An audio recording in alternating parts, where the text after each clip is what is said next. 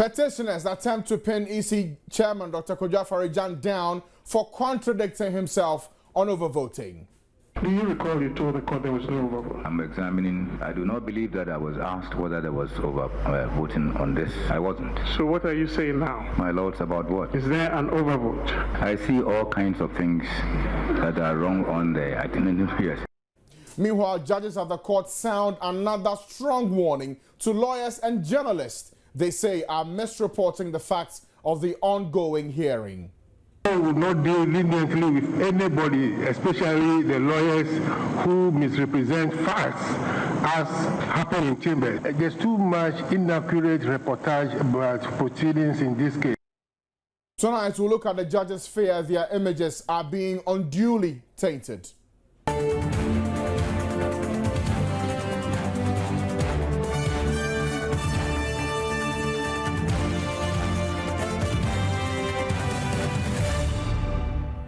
This is Top Story. My name is Francis Aban. The petitioners in the ongoing Supreme Court case appear to have pushed the star witness of the Electoral Commission into admitting to overvoting when they cross-examined him today. Overvoting, which is one of the irregularities the petitioners are arguing for was rife in the 2012 elections, became the subject of today's hearing, with lawyer Philip Addison and Dr. Afari-Gyan engaging in a hot debate. Earlier, the Commission had admitted into evidence the voters register for the TB Kwabna Accra polling station in the Isuta Kwahoma constituency to prove there was no overvoting. Lawyer Kwashi Aidan on June 4 argued that was rebuttal evidence to prove that there was no overvoting in that polling station. And that became the focus for the petitioner's cross-examination today. Listen to lawyer Philip Addison and Dr. Kojo Afari-Gyan. Do you recall you told the court there was no overvote? I'm examining this one. Yes, please. I do not believe that I was asked whether there was overvoting on this. I wasn't. So what are you saying now? My lords, about what? Is there an overvote? I see all kinds of things that are wrong on there. I didn't hear. 12. So if that is what you yes. I'm sorry? In the what is the number of voters on the polling station register, the person has 12. Total votes in ballot box 12. If you look on that basis, you would say no overvoting. There is a column for rejected votes. Do you see that? Yes, my lord, I see that. Is there a number stated there? 1. And I believe you're supposed to add total votes together with rejected ballots to arrive at total votes in the ballot box. You are. So if you do the addition, what will you get? 12 plus 1 would be 13. So will you agree with me that there is an overvote of 1? Well, not automatically, because there are all kinds of things that are happening on this pink sheet, and it requires very close scrutiny before any definite conclusions could be reached. Dr. Afari-Gyan, this pink sheet emanates from you. My lord, that will not prevent us from scrutinizing it. You agree that properly. It emanates from you? Well, one of our officers filled it, yes. And it was used in the declaration? I would suppose so. I'm waiting for an answer as to whether there's an overvote or not. I'm saying there's so much that I see to be wrong on this that I cannot come with that to that conclusion without doing further analysis. But Dr. Afari-Gyan, yesterday you tendered the register of this polling station, intended to show that there was no overvote. Is that not why you tendered the register? You see, I was asked to look in the register and tell what the number is that should have gone into A1. What was the purpose for that? Well, if A1 is higher, then the figure down there would not be constitute overvote. So the purpose for tendering the register was to show that there was no overvote. Am I right? Was to explain what should go into A1 and in B1. Were you at the polling station to know what figure should have been put there? No, I wasn't. Good. But as an election administrator, I know what the person was supposed to do.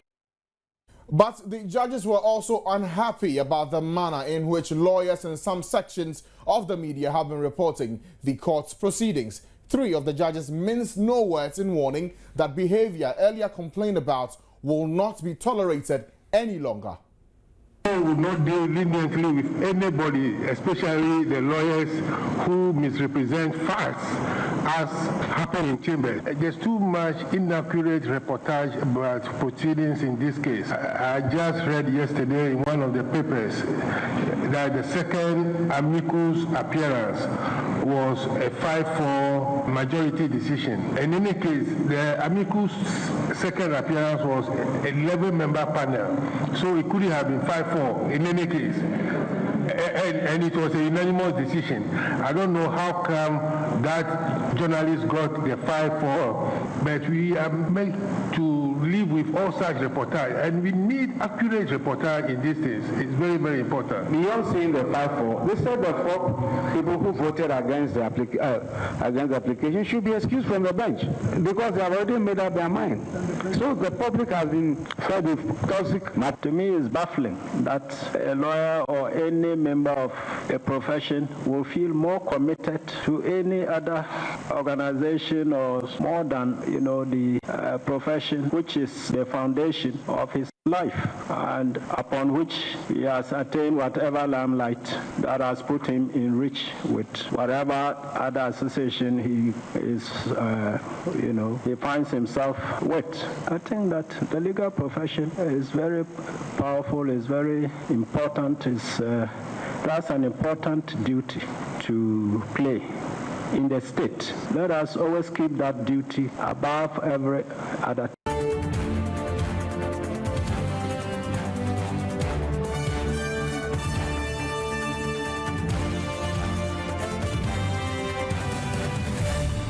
We can now speak to the spokespersons of the legal teams, the NPP and NDC legal team. I have on the line with me now Victor Kojoga Adaudu, who represents the NDC legal team. Many thanks for your time here on Top Story. I just want to find out from you, your legal team also had some concerns about the authenticity of the pink sheets, which were being used as exhibits in the case today. To sum it up briefly, what exactly is the challenge there?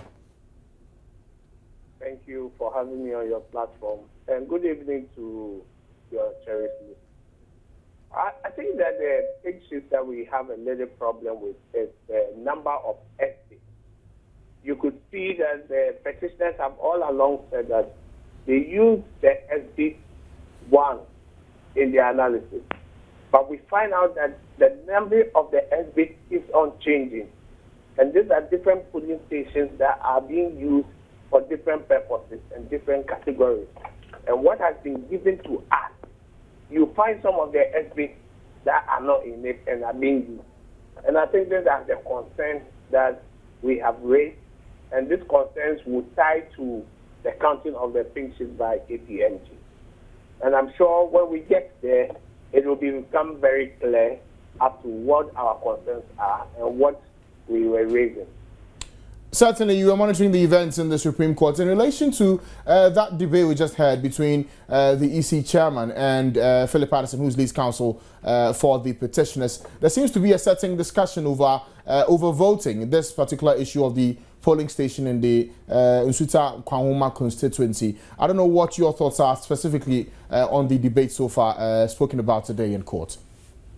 Yes, I think that the petitioners are forcefully trying to put their case across to say that there is an overvoting where they are bringing the pink sheet. And the chairman of the commission is also saying that just looking on the face of the pink sheet and coming to such a conclusion that there is overvoting cannot be rationalized. But there are instances you look on it and you can see that there is overvoting. Just the last pink sheet that was shown to him before he admitted that yes, there are mistakes and other things on the pink sheet. But if you want to look at the vote in the box, then it will tell you that there is overvoting. That is one classical case with that particular pink sheet you could see is that in the D column, the rejected column, the presiding officer filled it 000. There are 3 zeros there. And the pink sheet will ask the paper of proof. What is the number of total rejected votes? Instead of putting it 0, he's put 3, the number 3. So if you add it to the total number that it's been issued, and you will find that there is an overvoting. But on the pink sheet, you see it's a clear mistake. When 3 zeros can become the number 3. So those are the issues that come up. But they were saying that just look on it, do not make any analysis, then you can arrive at the conclusion that there is overvoting. I think the other issue is also that figures that we see on the pink sheet might differ. Just like they see 250, we may see 25. We may see 11, they may see 115, we may see 775. These are the kind of things that they want the electoral commissioner to admit that this is what we are seeing, and you should admit that. I think that is the little difficulty that we can find in some of this. Well, you also had yes. You also had the judges today make the point about lawyers misrepresenting the facts in commentary on radio and on television by way of media reportage. Certainly strong concerns coming from the bench. This is the second time they've actually raised this issue. For your legal team, is this a point worthy of note for you to revise how you actually handle issues related to commentary on this election petition? Definitely, these are concerns because we also speak and you find your words being twisted. You find the court may say something and it's been twisted to just favor the slant or where the person is coming from. And I think that they have been on point. There is ethics, there is standards about this profession, and we need to uphold it.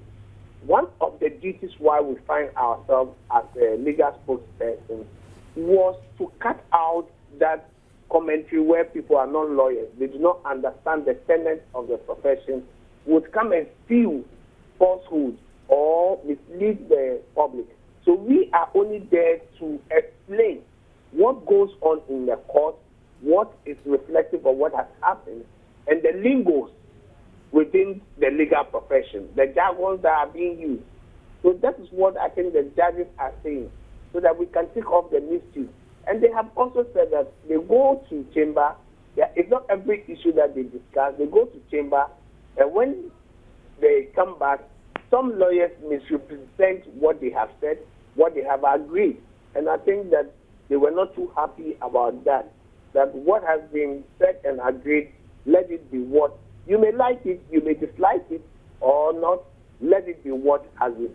And I would say that the judges, the Constitution allows them that they can make a decision you think that it is wrong or it is correct, but the Constitution gives them the power to even depart. The next day they can make a decision today, tomorrow they come and they say based on the new set of facts, we are changing our decision.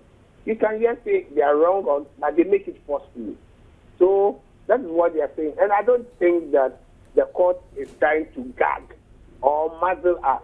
They just want us to be honest, to be frank, to speak what we have seen and what has been said in court. Right. The other talking point today in court was about the registration of residents, Ghanaians residents abroad. That became another major talking point in the debate between the petitioner's legal team and the witness in the box. I don't know what you think about the Europa that came up with regards to the duplicates in terms of the ID numbers that were found, the list given to the witness today. I think that when he was asked about the mandate, he said the mandate, the law that gives him the mandate is the PNGC law 284. That is the law that gives him the mandate. And it was on that basis that the ROPA has not been implemented. And he says that it is based on that Section 8 that he did. And their argument was also that it's been repealed. It's a legal question. What is the effect? I think that would be for the judges to determine that whether he exercised rightly or wrongly. It will be for the judges. And they were also trying to bring out that, yes, we could find double registration or multiple registration.